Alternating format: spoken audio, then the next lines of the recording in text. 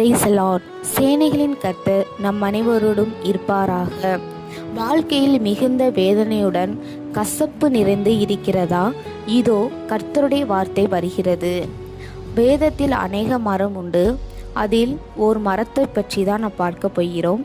அந்த மரத்தின் பெயர் மர்மரம். மர்மரத்தின் கிளை, வேர், தண்டு முழுவதும் கசப்பிலையும் கசப்பு, மகா கசப்பு நிறைந்தது. கிளையில் பறவைகள் கூட அமராது.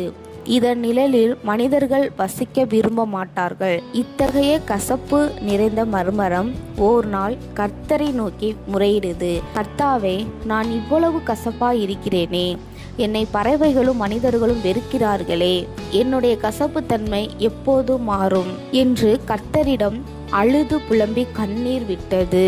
அப்பொழுது கர்த்தர் மர்மரத்தை நோக்கி கூறின வார்த்தை என்னவென்றால், காத்திரு, காத்திரு,